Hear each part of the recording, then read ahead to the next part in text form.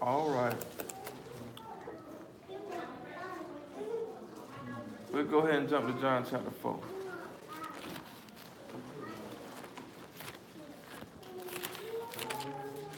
Something I was looking at. Don't take too much of y'all time.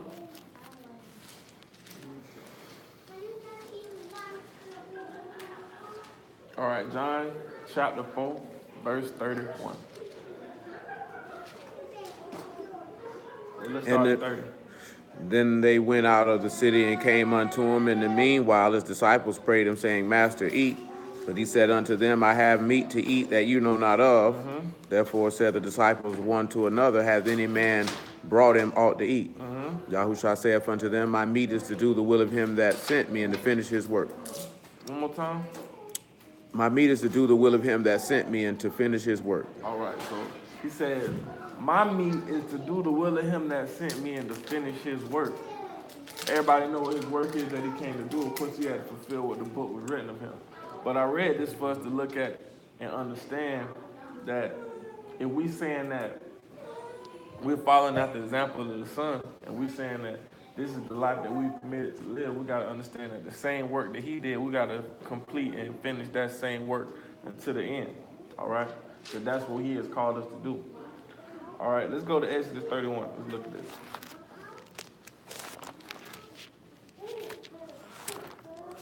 Exodus 31. Pull up. And we're going to read it at the top.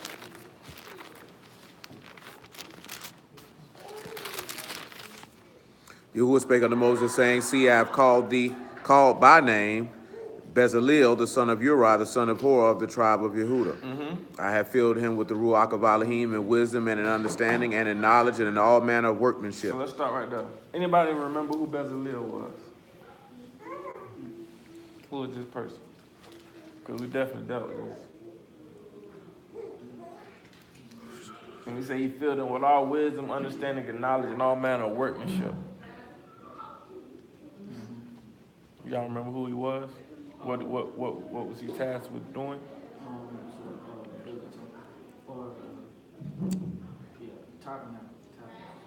Tabernacle. So he's responsible for devising and planning and working out the plans that Elohim set in place for the tabernacle and the wilderness. All right. So we came here to look at what his name actually means. Bezalel actually means the shadow of Elohim. That's his name. The shadow of Elohim. All right. So he said, I've called by my name the shadow of Elohim, the son of Uriah, which means light. We already dealt with that. That means light. And the son of Her, and Her just means white linen. All right. So we got Bezalel, which is the shadow of Elohim, the son of light, the son of white linen from the tribe of Yehuda. All right. So let's look at that. Let's go to Psalms 91.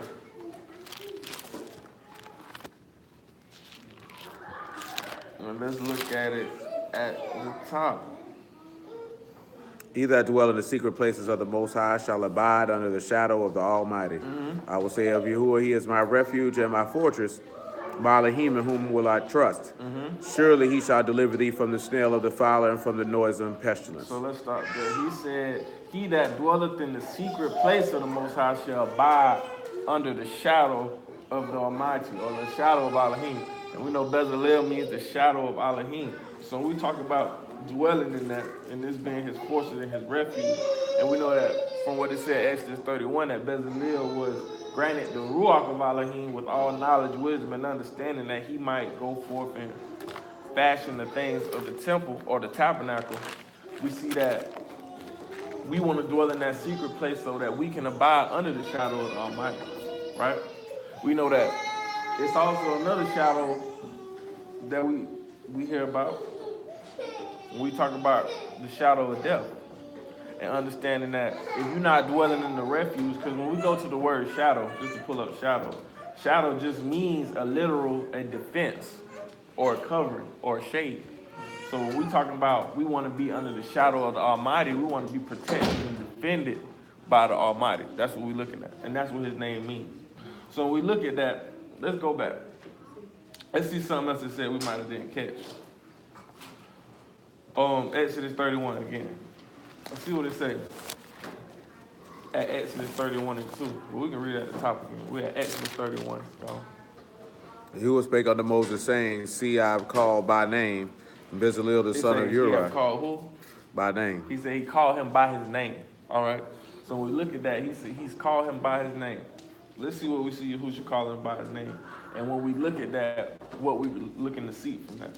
Let's go to John chapter 10. Because it's the reason that he called him. And not only did he call him, we see that he gave him the spirit of Elohim and wisdom, knowledge, and understanding. And not only that, it's for him to do the workmanship. So when we go to John chapter 10, let's go to John chapter 10 at the top. Truly, truly, I say unto you, he that enter not by the door into the sheepfold, but climb up some other way, the same is a thief and a robber. But he that enter in by the door is the shepherd of the sheep. To him the porter open, and the sheep hear his voice, and he call his own sheep by name and lead them out. He said he called his own sheep by what? Name. By name, and leaded them out, all right? So when we look at that, we see he called Bezalel by name.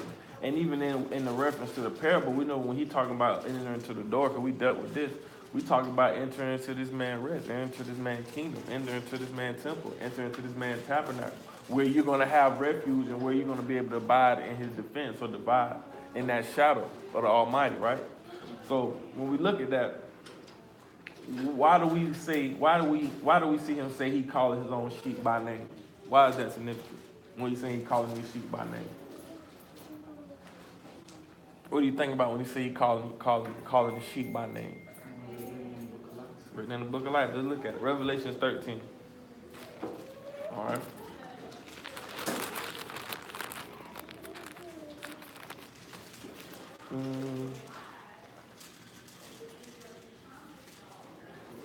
Let's go to 13. I don't want to go too much into it.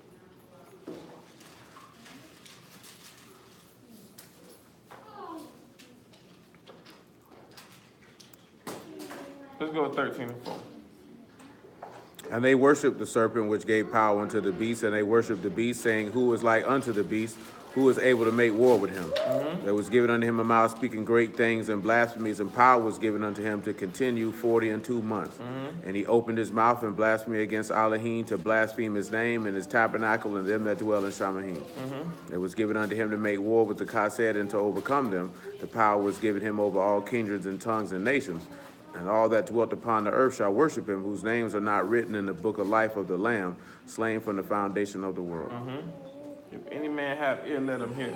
So look, he says that we know that this beast is coming to gain the attention and the worship of the whole world, but it says that those that are written in the book of life, that is of the Lamb that's slain from the foundation of the world, everyone who's not written or everyone who's not called by name is going to worship that dragon, that beast, right? So we're seeing that. So what we're looking at is being called by his name. These are the people that are written that are to be covered in this day. And they being covered by that shadow.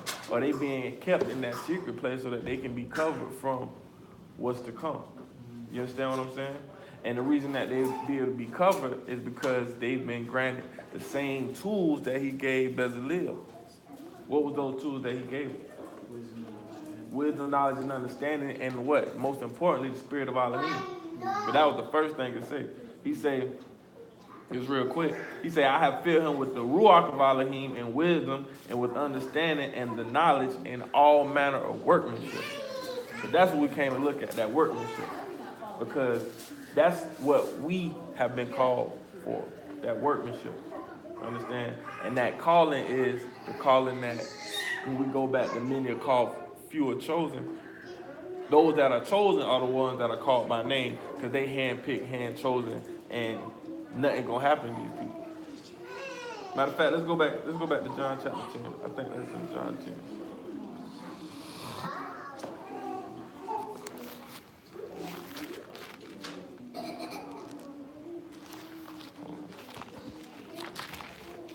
Matter of fact, we ain't even read it. It's right here.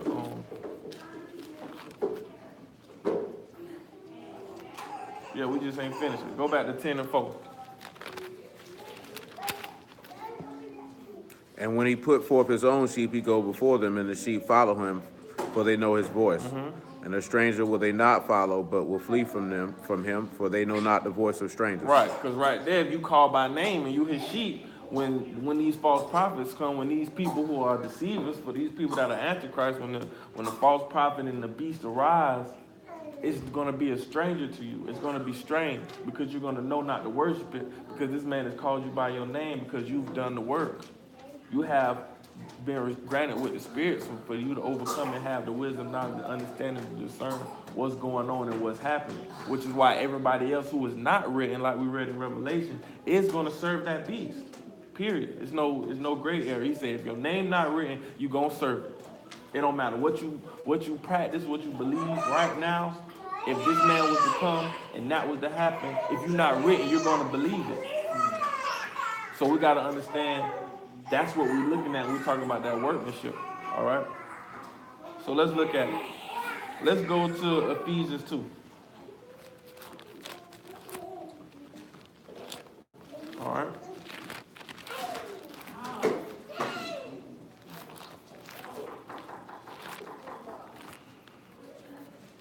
Because he chose Bezalel. He called him by name. Let's go to Ephesians 2 at the top. And you have he quickened who were dead in trespasses and sins, wherein in time past you walked according to the course of this world, according to the prince of the power of the air, the Ruach that now work in the children of disobedience, among whom also we all had our behavior in times past in the lust of our flesh, fulfilling the desires of the flesh and of the mind, and were by nature the children of wrath, even as others. Right. So he's saying that before he quickened us, we had the mind, and we were children of wrath, not children of Elohim, not walking after the way we ought to walk. But keep reading what he said. How we got from that state where we were fulfilling our lust. How did we come from being children of wrath, children of the earth, children of the dust, children of the flesh? How did we come out of that and now become children of Elohim? But Elohim, who is rich in mercy for his great love wherewith he loved us, even when we were dead in sins, have quickened us together with a Mashiach. By grace ye are saved. And he has raised us up together and made us sit together in heavenly places in Yahushua HaMashiach, that in the ages to come he might show the exceeding riches of his grace and his kindness towards us through Yahushua HaMashiach. So now we're seeing that before when we walked in the lust of our flesh, before when we walked after the children of wrath, what got us here was his grace and mercy and his love and kindness. Because who can honestly say that this is the life that you sought out and signed up for? You get what I'm saying? Did we all go and put in our application to do this? Say that this is how we want to live our life, this is what we want to do? Or is that something that he extended to us? He gave us the opportunity to be called out of the world so that we can have the opportunity to see his grace, his love, his kindness, and his mercy. That's something that he extended to us, and he didn't have to do it. That's why he say that's a gift. He offered us something that we didn't deserve. You understand?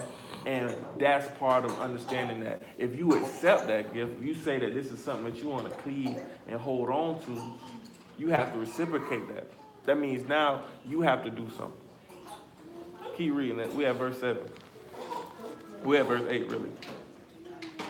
For by grace are ye saved through faith, that is not of yourselves, it is a gift of Elohim, not of works, lest any man should boast, for we are his workmanship, created in Yahushua HaMashiach, under good works, which Elohim have before ordained that we should walk in them. All right, so look. For one, he said he has before ordained us to walk in these good works. So these good works that we're supposed to be exhibiting and walking in is something that he's already laid the foundation for, right? So then we also look at it, he say, not for your works, lest any man should boast. Meaning, we talking about him creating us for his workmanship. As a matter of fact, let's go to Exodus 31 again. That's something I didn't do before we even get into that. I'm just going to go back to Exodus 31 and read it. You don't even got to go back to it. I just want to show y'all this. It say, he said, Bezalel, the son of the son of Hur from the tribe of Yehuda, I have filled him with the Ruach of Elohim in wisdom and in understanding and in knowledge and all manner of workmanship. I wanted to pull the word workmanship because we see it right there in Ephesians. But the word for workmanship is malakah. Malakah, and it is 5 letters. Any takers? We got the mem. Got an olive in them. We got a lamad in them. We need 2 more. Malakah. We got the head at the end. And the kaf. All right, so we got the mem, the lamad, the olive, the kaf, and the hay. All right. We got the mem, the lamed, the olive, the kaf, and the hay. And the word is workmanship, in Hebrew, deputyship, general employment, work, business, occupation, an officer, the ministry, the business, the labor. So that's what he granted him with. He gave him the labor, the deputyship. He gave him a job that he's going to be doing with Elohim for Elohim. It's the same calling or the same opportunity, job opportunity that Yahushua has gave us for what? Dying for us, so that we may take up this occupation if we so choose to do it. If we so choose to give our life like he gave his life. So when we look at that, what are y'all getting out of that word? Malakah. 5 characters. So you got the mem, the lamed, the olive, the kaf, and the hay. So looking at the work, or looking at what the word means for workmanship, we're going to use the blood for the mem. It say the blood of the man will teach us the work of the Father. So we gotta look at it. The hay is the man with the upraised arm. So we already know that's Yahushua. So the blood of Yahushua will teach us the work of the Father. The work is the kaf. Because the kaf is the work, the palm of the hand, to subdue, to be filled with. You understand? So the blood, him shedding that blood is what's going to allow us to do that. That's why when we go back and we look, that's why I want to go back to you to see the word. What was that? What was in Ephesians? Yeah, he said he has quickened us who were dead in our sins. How did he quicken us? How did he make us alive when we were dead in our sins? He died for us. His blood was shed so that we can take on this workmanship, so that we can take on this duty and responsibility. But we have to do the same thing. So him doing that is what's going to teach us. How is that teaching us? How is him doing that teaching us? Right, because he's doing that as an example, so that we can see how it was done. That's the difference between Bezalel and all the other people he called by name. Where was their example? Who showed them how to do it? That's what we see. He gave these people inklings of the Spirit, you know what I'm saying, for them to do what he needed them to do, versus him, he has given us the foolproof plan and example, what we should do, how we should do it. Because this man has done it already. So the man dying in his blood is going to show us how we get to the Father.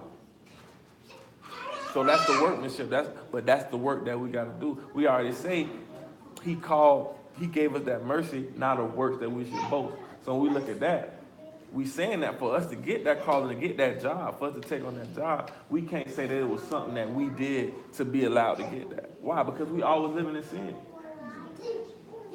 Versus a regular job, they go off of what? Who got the best resume? Who got the best past experience? You know what I'm saying? Elohim not looking at that. He pulling people out the worst of the worst, out of the mud, out of the most extreme and sinful situations. He bringing people out and giving them an opportunity. You get what I'm saying? To do this man work. That's why you know he's just. That's why you know it's mercy. That ain't no different than how we see how unjust it is in America. Shoot, you have a felony, you have anything crazy on your record, you ain't finna get a chance to do the job. He giving it to the least of the least, the humble, the afflicted, the people who have been going through it, feeling the lust of their flesh, who need to be saved. Y'all understand what I'm saying? That's why he's saying, let's read it.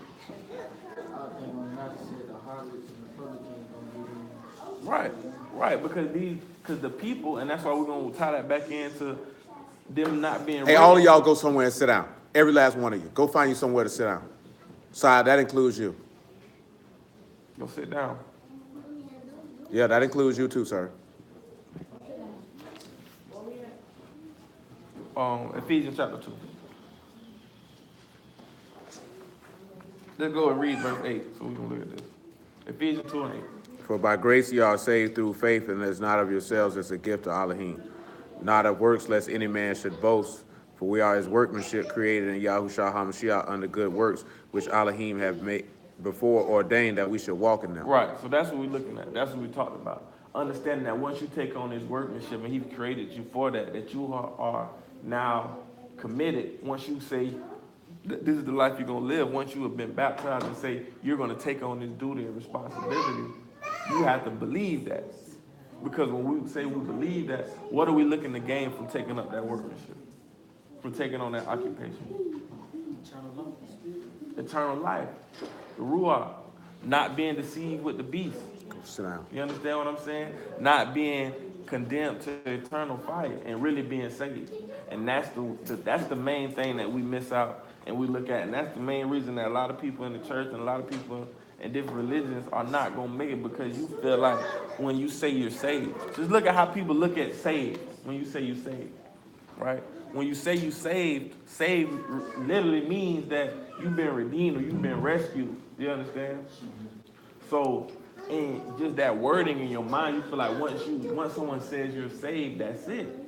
But when you say you saved and you say you called and you're written, that's a work that you have to do. You understand? That's why we looked at Bezalel being in that shadow. You have to be a son of the light and a son of those who walk in fine linen. The ones who walk in fine linen are the Kadeshim, or the Kasid. They have been tried. They have been purged. They have been afflicted. People not equating that to what being saved is. You understand? And that's that work that you got to be willing to take on. And if you're not willing to take on that work, that's how you know you're not going to be written and you're not written in the book. And that's what we came here to look at. Do you feel like in your heart deep down that your name is written in that book? Is your name written in that book? Have you accepted this man and you died to your sins and died to your flesh and you picked up this man's example so that you can be sealed? Because that's what we came to look at. Because if so, you got work to do. All right? Let's look at it. Let's go to, matter of fact, let's go to 1 John. 1 John chapter 2. I don't have it. I don't have it. Okay. All right. We'll go to 1 John chapter 2.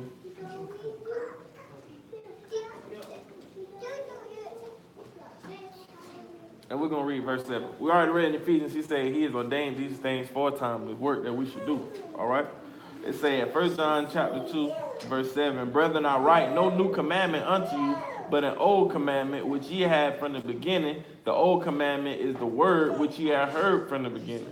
Again, the new commandment I write unto you, which thing is true in him and in you, because the darkness is past, and now the true light shines.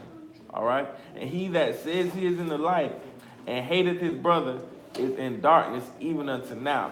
He that loveth his brother abideth in the light, and there is none occasion of stumbling in him. All right? So I came to show you that so we can look at talking about being written. Those that are written in his life, he said, or his sheep that are called by his name, no stranger is going to be able to sidetrack them. Sin is not going to be able to sidetrack them. They're not going to stumble. They're not going to fall. So what we're looking at that is people who say they're in the word, or people who say that this is the lifestyle they want to live, people who say that their name is written, your works or your workmanship is going to show forth whether your name is written or not. Your actions and your works. That's why in Revelation he said he's going to crack that book open and he's going to judge you by your works. He's going to run it down by your works. People that are written, he's going to be able to validate what they're saying by the manner of lifestyle they live and their manner of faith. And it all comes down to is do you really believe the promises that this man said that he has for us if we take on that? The wage that's going to be paid. Because that's what faith is. You're not going to get this wage overnight. You're not going to get paid for the job and the sacrifice and the tears and the heartache and the sacrifice. You're not going to get paid for that instantaneously. So if that's something that you look for, instant gratification, that's showing forth that you still manifesting the fruits, or really the unfruitful deeds of the flesh. Because that's what your flesh wants. Immediate gratification, immediate results, You want things right now when you want it, and that's not how y'all operate. That's not how he works. That's why you gotta already know the qualities that you must possess to show forth that you are called. That's why you gotta have that wisdom, knowledge, and understanding so that you can do your work. You can't do the workmanship, worry about pleasing yourself. Worry about trying to get the things that you want instead of worry about what this man say he wants you to have in the time that he wanted to have it, if he want that for you, if that's his will for you. All right? So let's look. Let's go to John 3 and 29.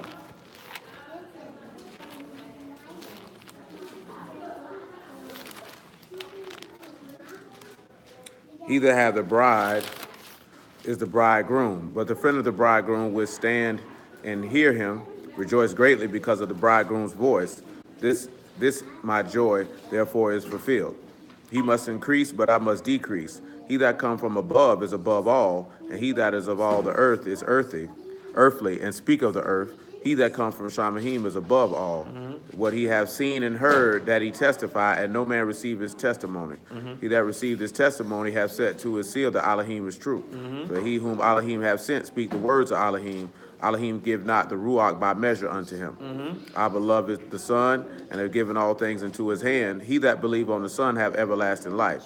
He that believe not the Son shall not see life, but the wrath of Elohim abide on him. Right.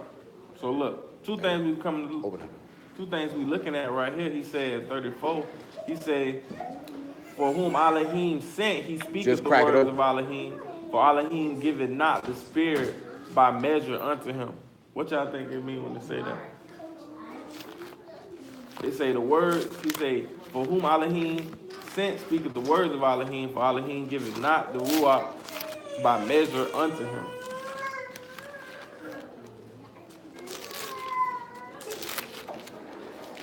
What y'all think that means?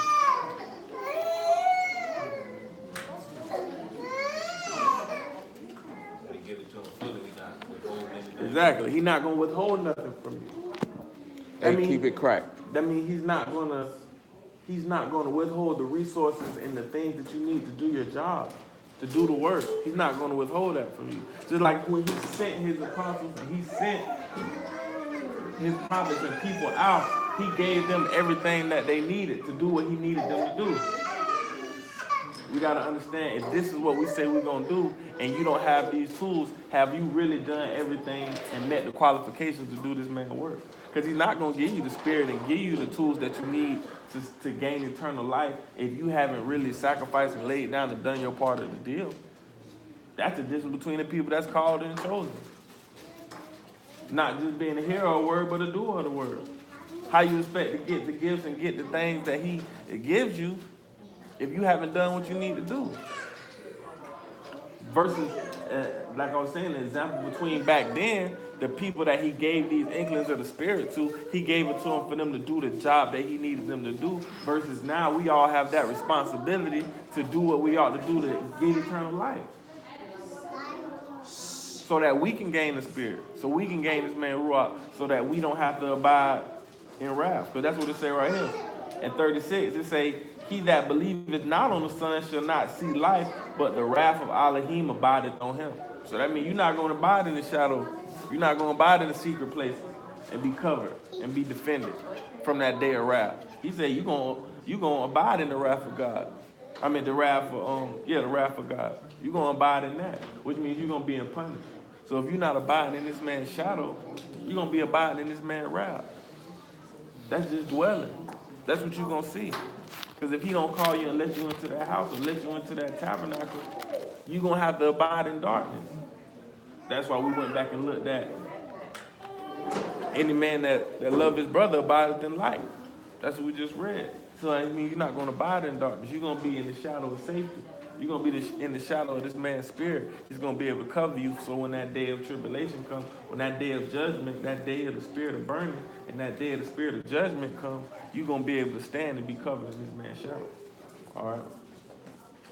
So let's go to 1 Peter. Go to 1 Peter. We're going to go back to Exodus 31. Matter of fact, let's go to 1 Peter chapter 1. 1 and 3. That's what I want. Baruch be Elohim Ab of our Master Yahushua HaMashiach, which according to his abundant mercy have begotten us again unto a lively hope by the resurrection of Yahushua HaMashiach from the dead, to an inheritance incorruptible and undefiled, and that fade not away, reserved in Shamahim for you, who are kept by the power of Elohim through faith unto salvation, ready to be revealed in the last time, wherein you greatly rejoice. Though now for a season, if need be, you are in heaviness through manifold temptations, the trial of your faith being more precious than of gold that perish, though it be tried with fire, might be found unto praise and honor and esteem at the appearing of Yahushua HaMashiach. Boom. Let's go back to Exodus 31. So you said, let your faith be like gold tried in the fire, right? Right? What's the first thing he told Bezalel he gonna fill him with to do what? What did it say at 30? We read 31 in verse 4. He said, I filled you with the Ruach of Elohim and wisdom and understanding and in knowledge and in all manner of workmanship to devise cunning works in gold and silver and in brass. So you being able to be solidified and you being able to be stamped and sealed with this man's spirit to do the work, you have to be refined as gold. That's what he say. The trial of your faith has to be tested. You believing that you're going to inherit these eternal riches, that has to be tested and be proved. It's bigger than you saying that this is what you want to do. This is the life you want to live. And saying that you're going to do this man work. He has to see if this is really what you want to do and try you. Everybody that's written in that book is tried. Tried and true. So that they can be able to stand in that day. All right? That's why you have to make sure that this is what you want to do. Make your election sure. That's what it says. Matter of fact, let's go see that. I think that's 2 Peter. Let's go 2 Peter. 2 Peter chapter 1. Let's see that. You gotta make your election sure. Because guess what? If you doing this and saying this is what you want to do, and if you sacrificing your flesh and doing the things that you ought to do, this man ordained in this word, you should already be manifesting these things. So if you're not written in this book, what are you doing this for? That's what you got to ask yourself. Let's start at verse 3, matter of fact. According as his divine power is given unto us all things that pertain unto life and godliness, through the knowledge of him that have called us to esteem and virtue, whereby are given unto us exceeding great and precious promises, that by these you might be partakers of the divine nature, having escaped corruption that is in the world through lust. So stop right there. He say he has given to you exceedingly great and precious promises. Do you believe that though? That's why he reminded you, Paul. Well, I think Peter is reminding you of this reward, the promises that we've already been promised if we do this work and execute it, so that we can be saved from our lust. What does it say at 5? And besides this, giving all diligence, add to your faith virtue, and to virtue knowledge, and to knowledge temperance, and to temperance patience, and to patience godliness, and to godliness brotherly kindness, and to brotherly kindness charity. For if these things be in you and abound, they make you that you shall never be barren nor unfruitful in the knowledge of our Master Yahushua HaMashiach. Boom. These are the tools that you need to do your work. These are the tools that you need to do your work. You need to have these qualities and these traits. The temperance, the patience, the goodness, the love, the charity, the kindness, the virtue. All these things you have to possess, and it ought to be manifested in your character and how you carry yourself and in your works and in your deeds. Because if it's not being manifest, you showing forth that you unfruitful. And what he say, any tree that don't bring forth fruit, what happens? Cut off and you cast into the fire, exactly. Because you got to understand that's the judgment, abiding in his wrath. If you're not executing and showing forth the qualities of this man's son. Because he was the example that's already shown. Nobody has an excuse.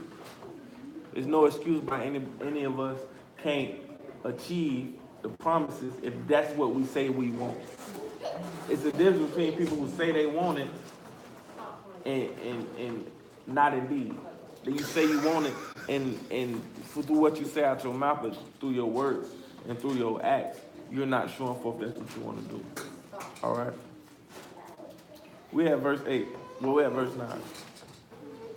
But he that lacked these things is blind and cannot see afar off, and hath forgotten that he was purged from his old sins. Wherefore, rather, brethren, give diligence to make your calling and election sure. For if you do these things, you shall never fall.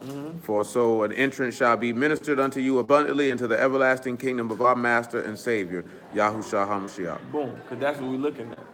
The end goal is to be able in that everlasting kingdom. But look what he said. He said, if you don't possess these things, and if you lack these things, you blind, you cannot see afar off, and have forgotten that he was purged from his old sins. How can you forget that you were purged in your own sins? What that means? Just simply, what that means? If you forgot that you were purged from your own sins. Huh? You never sacrificed yourself. You never died. How you born again and you forgot that you were purged of your own sins? That person has died. That person is no more. It's gone. It is perished. So how you forgot that you died? That means you ain't never died. Because we see that all the time. People who say this is what they want to do, and then guess what? A couple of little time passed by, they back being the same person they was, because they never really died. They would never really change. It was a front. It was a facade. They had never really died. That's why he's saying to make sure that you make your election sure.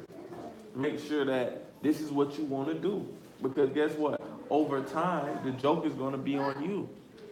Because eventually you're going to be back to the person that you always was, because you never been nothing else but that. Because you never really sacrificed yourself. And that's what y'all got to see and understand. You've seen it happen to other people. Don't be the fool that don't think it won't happen to you.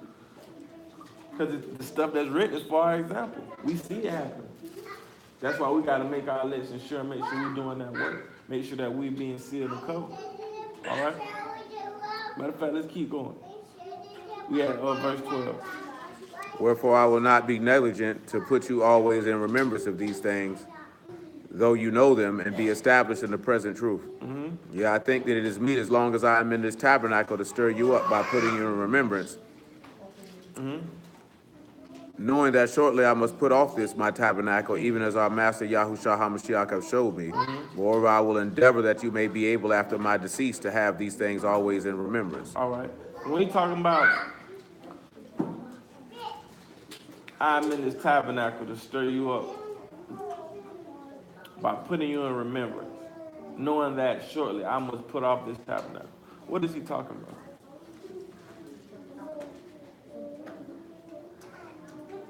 What is he talking about? What is he stirring you up to remember?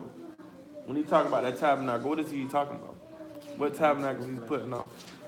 He's putting off his body. He's putting off his flesh. Because we all gonna die. But have you done the work and established your tabernacle to come? You understand? Because that's why we went back and looked at Brother Leah. That's what made me even want to talk about that, because he was in charge of fashioning the things for the tabernacle in the wilderness. When now that the Mashiach has come, we are responsible for establishing our tabernacle through this man who's died and taught us how to do that. Because then he put off his tabernacle. But guess what? When he put off his tabernacle in 3 days, he came back and sat upon the throne with his Father. Do you have that same expectation? Those are the promises that he's talking about. If you put off yourself and you die and become a new man, when you put off your earthly tabernacle, you will inherit the tabernacle of Elohim. And what is the tabernacle of Elohim going to allow you to do? Live forever. And not only live forever, it's going to be a shadow for you. It's going to cover you. That's what the tabernacle was for in the wilderness. The tabernacle was nothing more than a tent that covered the altar, that covered the Ark of the Covenant, that they went in and communed and were covered. You understand? It's the same thing. All right. Matter of fact, let's look at that. Let's go to Isaiah. Isaiah chapter 4.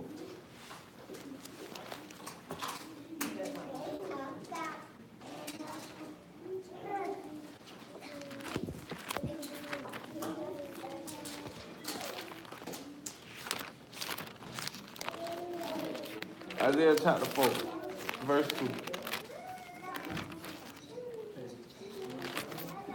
In that day shall the branch of Yahuwah be beautiful and esteemed, and the fruit of the earth shall be excellent and comely for them that are escaped of Yasharal. And it shall come to pass that he that is left in Zion, and he that remain in Jerusalem, shall be called Kadash, even every one that is written among the living in Jerusalem. When the master shall have washed away the filth of the daughters of Zion, and shall have purged the blood of Jerusalem from the midst thereof by the ruach of judgment and by the ruach of burning, and Yahuwah will create upon every dwelling place of Mount Zion and upon her assemblies a cloud and a smoke by day, and a shining of a flaming fire by night. For upon all the esteem shall be a defense. Right, so it say, upon all the esteem shall be an offense. Did y'all see how he said he was going to wash the filth away from Zion? How you going to wash that filth away? He said he going to do it by the what? The ruach of judgment and the ruach of burning. That's how he going to purge.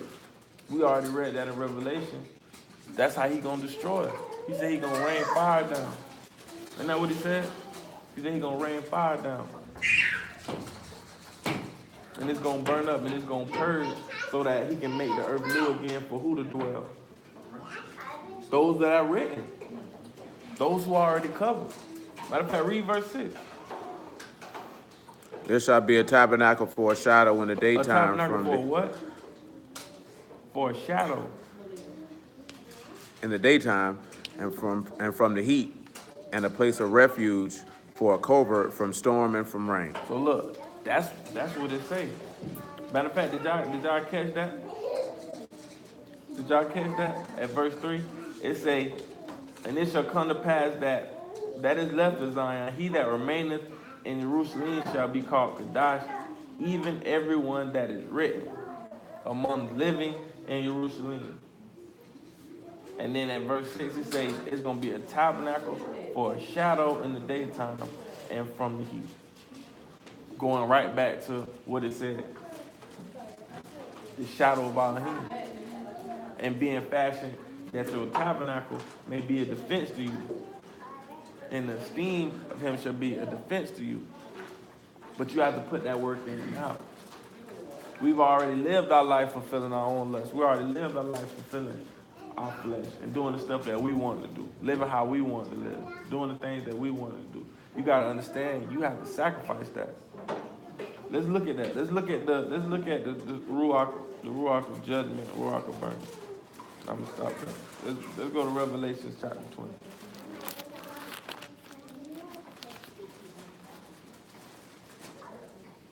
Now let's go to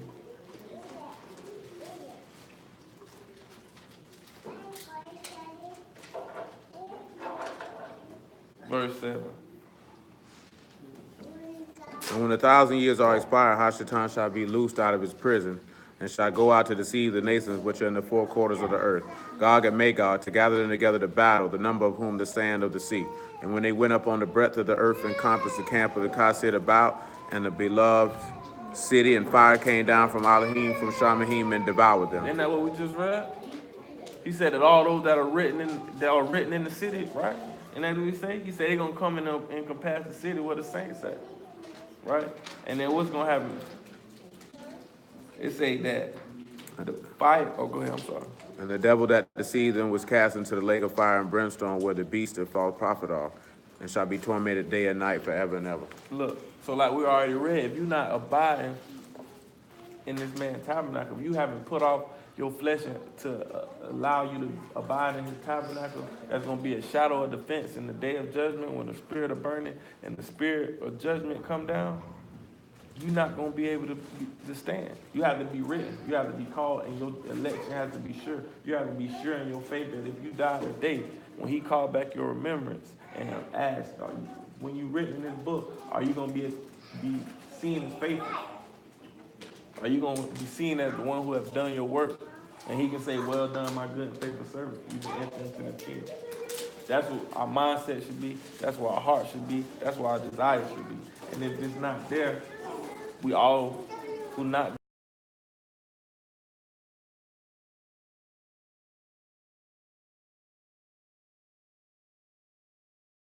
over you. All right. We're going to cut it right back on.